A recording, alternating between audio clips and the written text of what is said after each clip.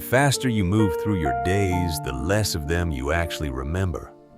Nobody taught you that. Somehow, your body learned it anyway. You wake up already behind. You check the time before you check how you feel. You start counting the day before it starts, how much you'll get through, how much you won't. It's been this way so long you stop noticing it was a way at all. There's a kind of tired that has nothing to do with sleep. You know it by the way your shoulders never quite drop, even on days you have nothing to do. It's the tired of arriving somewhere, a Friday, a finished project, and feeling only the next thing lining up behind it. You keep waiting to feel caught up. That moment has never come. By the end of this, I want you to understand why. There's something the old Stoics understood about time that most of us only learn after running from it for years. You open your eyes in the morning, and before you've remembered your own name, you've already reached for the phone. Not to see anything in particular, just to check how far behind you already are. The messages, the notifications, the quiet accounting your mind does before your feet touch the floor. At lunch, you eat facing a screen, and somewhere in the middle of the meal, you realize you can't remember tasting any of it. You were somewhere else the whole time, 3 tasks ahead, already living in the version of today that isn't finished yet.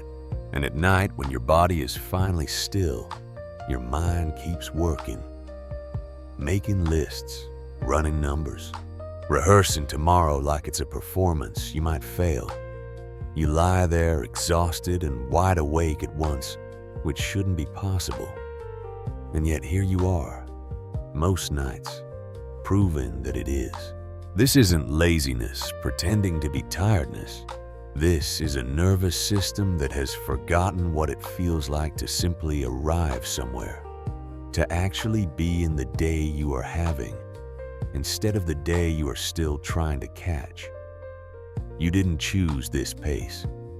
You inherited it, the way you inherit a language, before you were old enough to ask whether you wanted to speak it. You are not the only one standing exactly here, running from a stillness that was never actually dangerous. And that's usually the point where someone hands you the answer everyone already believes. Just get a little more efficient. Push a little harder today, and tomorrow will finally feel lighter. It sounds so reasonable. It is also, quietly, the very thing keeping you exhausted. So you push. You get sharper with your hours, more disciplined about what you let interrupt you. And for a while, it even seems to work. You finish the big thing, the project everyone was waiting on, the one you thought would finally let you exhale. Except the moment it's done, there's no exhale. There's only the next thing, already standing where the last one used to be. And you're reaching for your calendar before you've even said the word finished out loud. The relief you were promised never actually arrives. It just relocates, always one accomplishment further away. You start to wonder if something is wrong with you specifically, if everyone else found the trick you're missing. Here's what's easy to miss. You are not the only person who ever built a life around outrunning a feeling. Seneca advised an emperor. He had more wealth and status than almost anyone alive in his century. And he still wrote to a friend that he was ashamed how much of his life had slipped through his fingers. He kept telling himself he was still preparing to live it. He wasn't behind. By every visible measure, he was ahead. And he still felt exactly what you feel at 11 at night, staring at a ceiling, wondering where the day went. This was never a personal failing. It was never a discipline problem, a character flaw, something a better planner would have solved. It was a belief about time itself, one you never chose. and one the old Stoics spent their whole lives quietly unlearning. There's a word for what they found on the other side of that unlearning. And once I understood what it actually felt like in the body, not as an idea but as a physical loosening, I understood why they never stopped talking about it. Epictetus didn't choose the life he was born into. He spent years enslaved, owning nothing, deciding nothing about his own days, not his location, not his labor, not even most days, whether he would eat. If anyone had a right to believe a good life depended on controlling your circumstances, it was him. And yet, what he taught later, as a free man teaching other free men who complained constantly about circumstances they actually could have changed, was the opposite. He said there is only one territory that has ever truly belonged to you. Not your schedule, not your reputation, not how far behind you feel. Only this, where you place your attention and how you respond to what is actually in front of you. Marcus Aurelius ran the largest empire on earth at the time. He genuinely could have controlled more of his circumstances than almost any person in history. And still, he kept writing himself the same reminder, night after night, in a private notebook no one else was ever meant to read. Confine yourself to the present. Not because the past didn't matter, and not because the future wasn't real, but because the present was the only place a person could actually live, act, or breathe. Everything else, the noise, the pace, the sense of always trailing something, was never yours to hold in the first place. You cannot control how fast the world insists on moving. You cannot control how many messages arrive while you sleep, or how much remains unfinished at the end of any single day, because there will always be something unfinished. That's simply what a life in progress looks like, not a sign that you are behind it. You cannot control the fact that time only moves in one direction, and that no amount of hurrying has ever once made it move faster. But you can control something every day, several times a day. And most of us never notice we're being handed the choice. You can control where your attention goes in the first 60 seconds after you wake, whether it belongs to your own breathing or to someone else's inbox. You can control whether lunch is something you experience or something you merely survive on the way to the next task. You can control, at night, whether the list in your head gets to run the show, or whether you're allowed to set it down, unfinished, and let your body rest inside a day that is, by every honest measure, already complete enough. This is what the old Stoics meant by letting go, not giving up, not lowering your standards, not deciding nothing matters. It meant putting your energy back where it actually belongs, instead of spending it trying to grip something that was never in your hands to begin with. And here's the answer to the question I asked you to carry all the way from the beginning of this. That moment you've been waiting for, the one where you finally feel caught up, was never going to arrive, because caught up was never a real place on the map. It's a horizon. It moves exactly as fast as you do. You could run at it for the rest of your life and it would stay precisely the same distance away, because it was built to. The piece you've been chasing at the end of the race was never at the end of the race. It was available the entire time.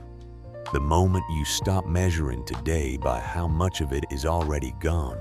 Think about the version of you from this morning, reaching for the phone before your eyes had even adjusted to the light. That reflex wasn't a character flaw. It was a habit built by years of believing that the day is a debt you owe. and rest is something you earn only after the debt is paid. But a day was never a debt. It was never something you owed anyone.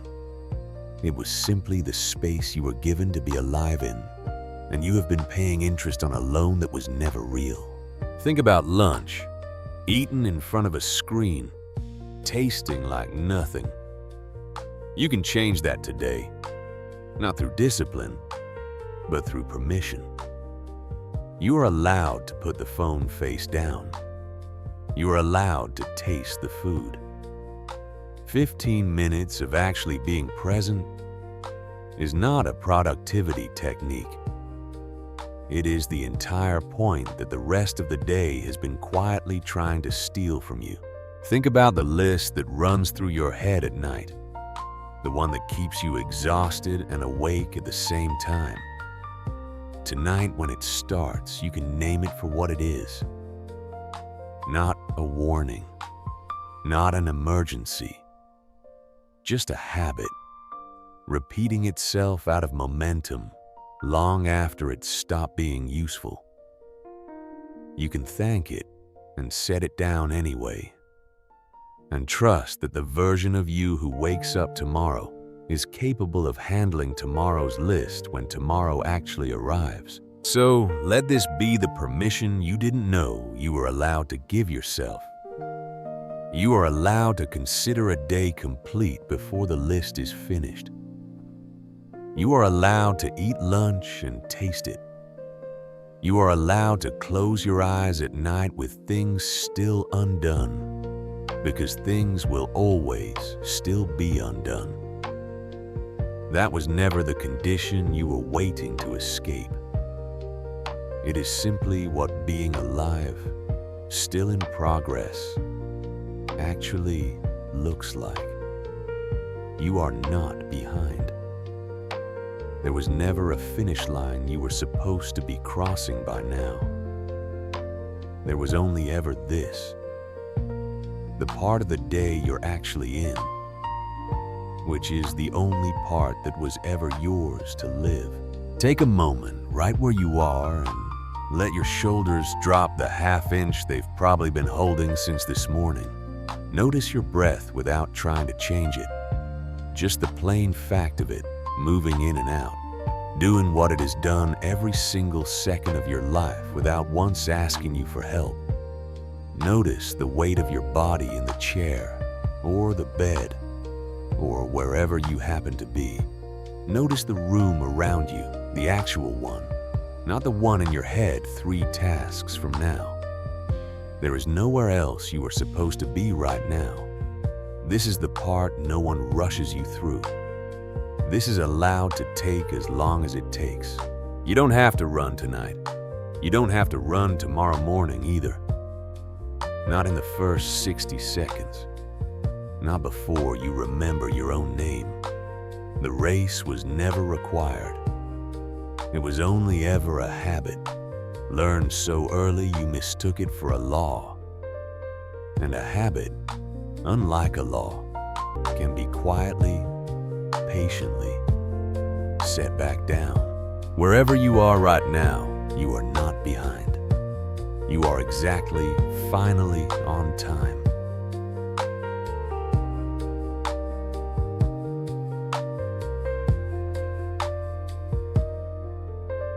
Thank you for sharing this moment of stillness. If today's reflection spoke to you, I'd be grateful if you shared your thoughts in the comments. And if you'd like to continue this journey together, please subscribe to the channel. Until we meet again, may you walk with calm, courage, and quiet strength.